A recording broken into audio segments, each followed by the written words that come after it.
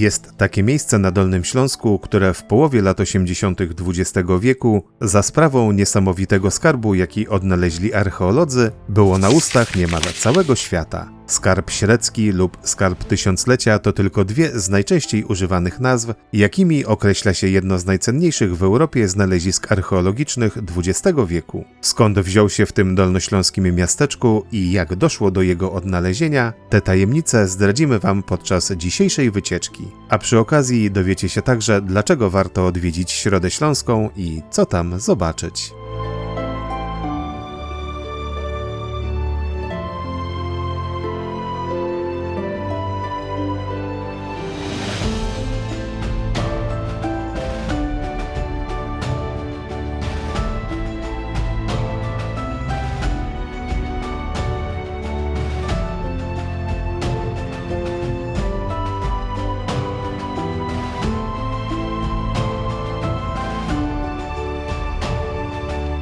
Dziękujemy, że wybieracie się z nami do Środy Śląskiej. Zachęcamy do subskrypcji naszego kanału, bo co tydzień publikujemy na nim filmy pokazujące atrakcje Polski, które warto zobaczyć. Będzie nam również bardzo miło, jeśli docenicie naszą pracę łapką w górę i komentarzem, dzięki czemu filmy będą miały szansę dotrzeć do szerszego grona odbiorców.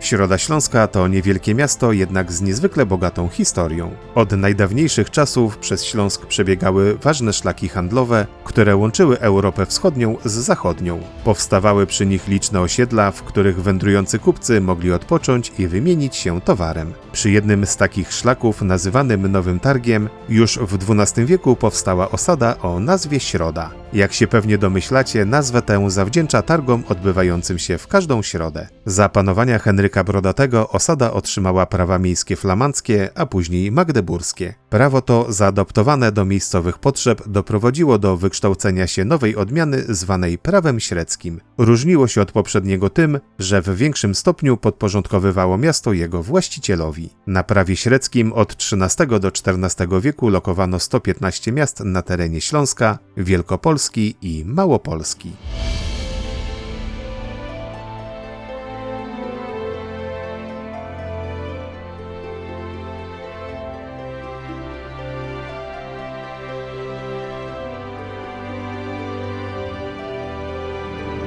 Kolejne stulecie to rozwój miasta, które stało się na Śląsku centrum handlu solą i ważnym ośrodkiem tkackim. Także już od początku swojego istnienia Środa była dużym ośrodkiem uprawy winogron, a tym samym produkcji wina. Zaliczano je do najlepszych na Śląsku. Wiek XIV to okres szczególnie pomyślnego rozwoju. Było to jedyne stulecie, w którym nie zaznała ona okropności wojny. Lata spokoju i pomyślnego rozwoju sprzyjały rozbudowie miasta. Kontynuowano rozpoczętą w XIII wieku budowę murów obronnych. Niestety kolejne wieki nie były już tak łaskawe. Swoje piętno na Środzie Śląskiej odcisnęły wojny husyckie, a następnie wojna 30-letnia, po której w mieście pozostało jedynie 40 rodzin. Wiek XVII i XVIII to powolna odbudowa miasta aż do wojen śląskich, które ponownie wyniszczyły okolice. Wiek XIX przyniósł w Europie wojny napoleońskie, w czasie których miasto zostało obrabowane najpierw przez wojska francuskie, a następnie niemieckie. Po ostatecznym zwycięstwie Niemiec Środa Śląska przeżywa ponownie okres prosperity, który trwał także w okresie międzywojennym. Po II wojnie światowej miasto zaczęli zasiedlać Polacy, przyjeżdżający w dużej mierze z utraconych Kresów Wschodnich, a dawnych mieszkańców przesiedlono do Niemiec. Zniszczone w 30% miasto stało się lokalnym centrum handlowo-usługowym. I tak dochodzimy do lat 70. i 80., kiedy to informacje ze Środy Śląskiej wstrząsnęły światem, ale o tym opowiemy za chwilę.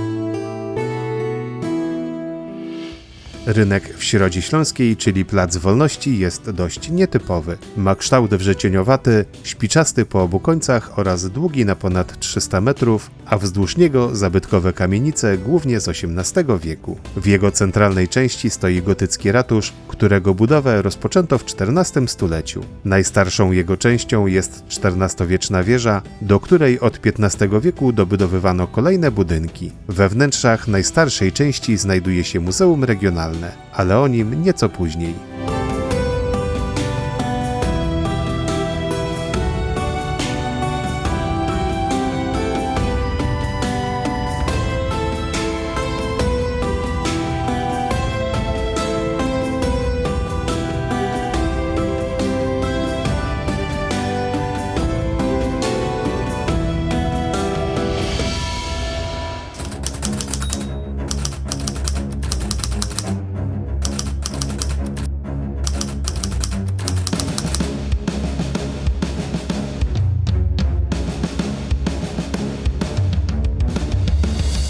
Kiedy w 1976 roku zza zegara ratuszowej wieży robotnicy wyciągnęli metalowy walec, który ktoś ukrył tam przed wiekami, byli pewni, że w środku jest skarb. Próbowali otworzyć puszkę, jednak szło ciężko. Była zamknięta tak szczelnie, że przez długie lata jej zawartości nie zniszczyła wilgoć. Gdy udało im się podważyć wieko, wysypały się setki monet oraz opieczętowane lakiem dokumenty. A było to dopiero preludium do prawdziwego znaleziska.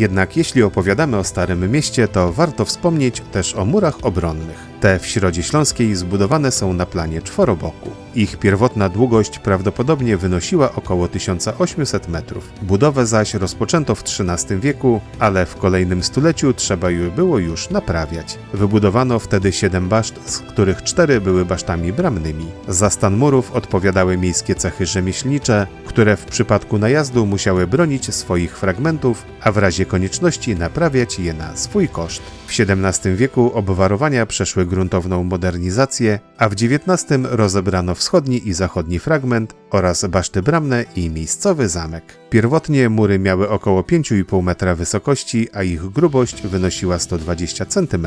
W obwodzie obwarowań znajdowały się 54 baszty, które były rozmieszczone co kilkadziesiąt metrów. Całość otaczała głęboka na około 6 metrów fosa.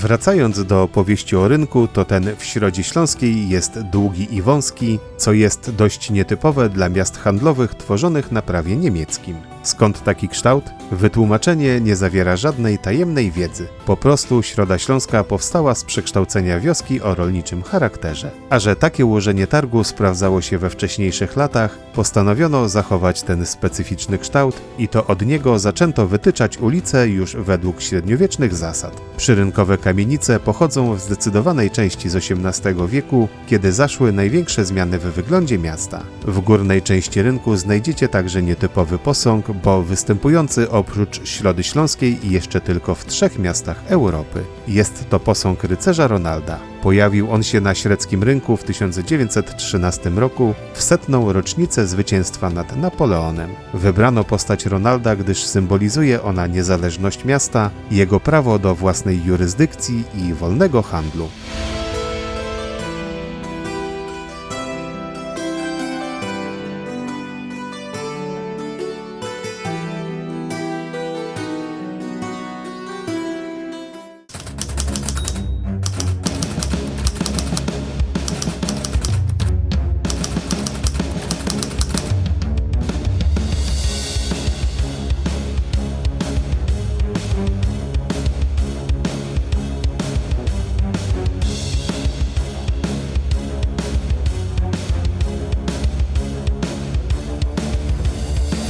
A skoro opowiedzieliśmy już o średzkim rynku, to czas wrócić do skarbów. Kolejny został znaleziony w 1985 roku podczas prac budowlanych na jednej z ulic. Gdy kopano doły pod fundamenty na Starym Mieście, nagle wśród sterty gruzu coś zaczęło połyskiwać. To, co zobaczyli robotnicy, chyba na zawsze utkwiło w ich pamięci. Tysiące srebrnych krążków wysypały się z rozbitego glinianego naczynia. Jednak zanim zdążyli zareagować, do wykopu rzucili się przypadkowi przechodnie oraz bawiące się w pobliżu dzieci. Gołymi rękoma rozgrzebywali ziemię i pakowali po kieszeniach błyszczące precjoza. Minęła dłuższa chwila, zanim przybyli milicjanci, którzy zabezpieczyli znalezisko i po kilku dniach przekazali do Muzeum Archeologicznego we Wrocławiu. Dopiero tam po kilku tygodniach dokładnie obejrzano i przeliczono skarb. Wynik był zdumiewający. 3771 monet o łącznej wadze prawie 13 kg. Ile z nich pozostało u mieszkańców Środy? Tego niestety nie ustalono. Bez wątpliwości był to jeden z najcenniejszych skarbów złożonych z monet odkryty w ostatnich latach w Europie. Ale to jeszcze nie był koniec znalezisk. Lecz zanim o nich, to teraz opowiemy Wam, jakie były okoliczności ukrycia skarbu.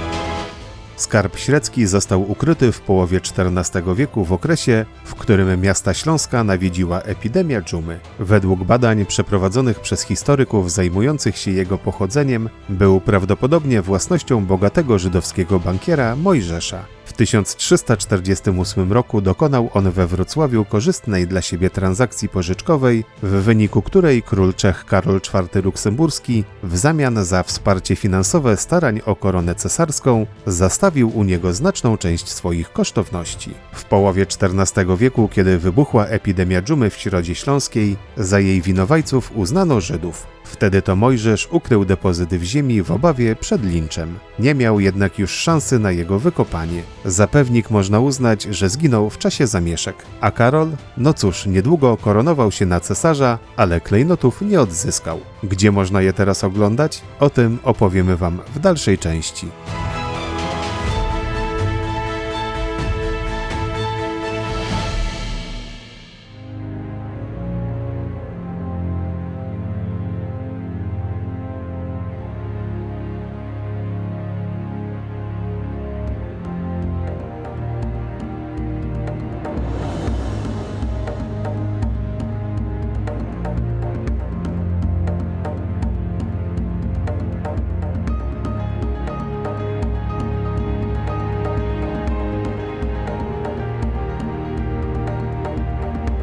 Pospacerujmy jeszcze po Środzie Śląskiej i odwiedźmy kościół świętego Andrzeja. Stoi on w najniższej i najwęższej części rynku i jest najstarszą świątynią miasta. Jej budowę w stylu romańskim rozpoczęto na przełomie XII i XIII wieku. Niedługo jednak cieszył mieszkańców, bo już w 1248 roku, w czasie walk między synami Henryka Pobożnego, w jego murach na polecenie księcia legnickiego Bolesława II Rogatki spalono 500 mieszczan. Była to kara za sprzyjanie Henrykowi III Białemu. Z końcem XIII wieku odbudowano nawę główną, a w XIV stuleciu prezbiterium i ukończono budowę wieży dzwonniczej. Pod koniec XV stulecia patronat nad kościołem otrzymał od króla czeskiego zakon rycerzy z czerwoną gwiazdą. Pół wieku później, gdy popularność na Śląsku zyskiwał protestantyzm, proboszcz z ramienia zakonu został wypędzony, a opiekę nad ewangelickim kościołem przejęło miasto. W drugiej połowie XVII wieku po wojnie 30-letniej kościół wrócił na stałe w ręce katolików. Był jednak w nie najlepszym stanie, dlatego rozpoczęto jego gruntowną przebudowę.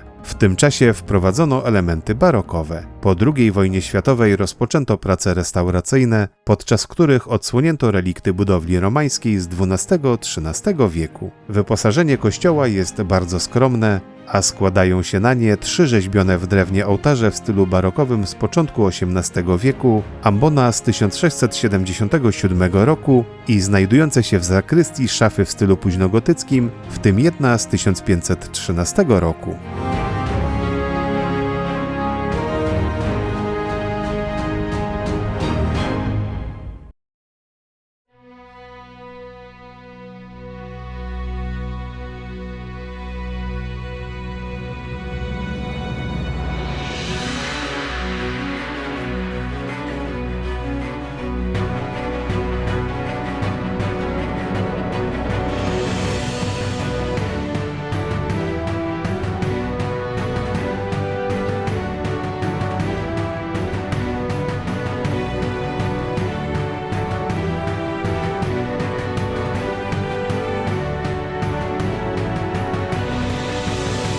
Na początku naszej wędrówki po Środzie Śląskiej opowiadaliśmy Wam o budynku średzkiego ratusza. To w nim znajduje się Muzeum Regionalne, którego początki sięgają lat 20. XX wieku. Po wojnie zostało zlikwidowane, a eksponaty zostały rozproszone po muzeach wrocławskich. Dopiero w latach 60. przywrócono jego działanie. Obecnie można tu obejrzeć wystawy związane z cechami rzemieślniczymi dawnej Środy Śląskiej, wystawę dawnych narzędzi ciesielskich używanych m.in. przez stelmachów i kołodziejów, bednarzy oraz stolarzy, a także wystawy archeologiczne. Zanim jednak o wystawie, która przyciąga najwięcej turystów, trzeba powiedzieć parę słów o trzecim skarbie średzkim.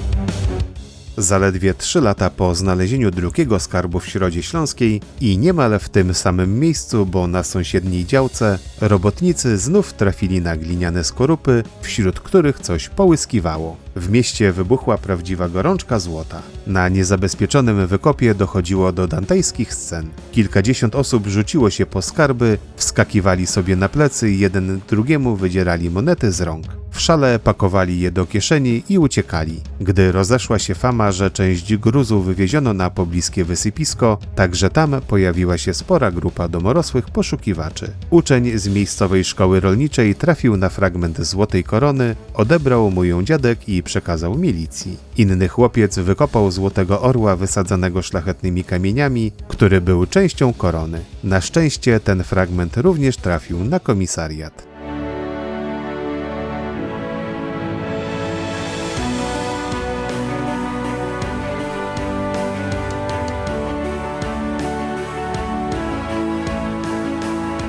Wieść o skarbie dotarła poza granice kraju. Zabytkowe monety ukradzione z wykopu w centrum Środy kupowali niemieccy turyści, przedwojenni mieszkańcy, którzy przyjeżdżali tu autokarami. Dla przykładu srebrny grosz praski rodem z wieków średnich można było nabyć za 5 czekolad marki Milka oraz paczkę dobrej kawy. Ludzie wymykali się nocami z domów, żeby kopać. Do znalazców docierali antykwariusze, pytając po okolicy o precjoza i monety. Nikt nie kontrolował tego, co znikało i gdzie. Dopiero po dłuższym czasie sprawą zainteresowała się milicja i prokuratura. W średzkich mieszkaniach funkcjonariusze znajdowali po kilkaset monet i fragmenty biżuterii. Posiadacze tłumaczyli się rozmaicie. Niektórzy zasłaniali się niewiedzą, ale nikt nie przyznał się, że cokolwiek już zdążył sprzedać lub wywieźć. Władze postanowiły coś z tym zrobić. Naczelnik miasta i gminy oraz dyrektor regionalnego muzeum rozpoczęli akcję skupowania znalezisk. Za sztukę płacili 1000 zł. W ten sposób odzyskano część monet i innych kosztowności.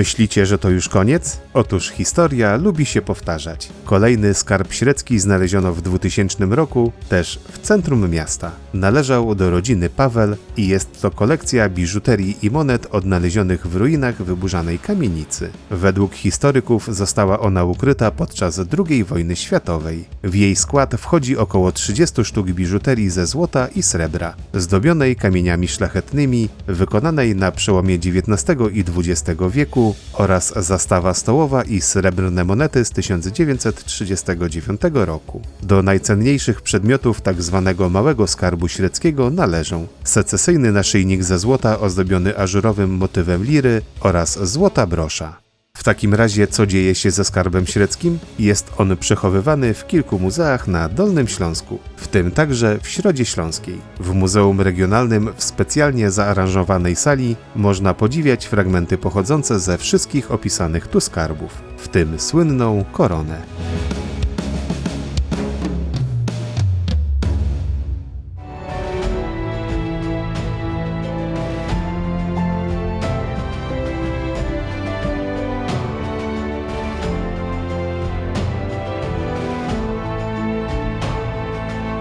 Tak zwany skarb średzki można niewątpliwie określić jako odkrycie stulecia w Europie Środkowej. Odnalezione klejnoty monarsze są najstarszymi zachowanymi w Polsce i krajach ościennych. Warto wybrać się do Środy Śląskiej zwiedzając Dolny Śląsk, bo mało jest w Polsce miejsc tak pełnych tajemnic i przesiąkniętych historią, jak te niewielkie miasteczko w pobliżu Wrocławia. A przy okazji może coś znajdziecie, ale nie zachęcamy Was do poszukiwań.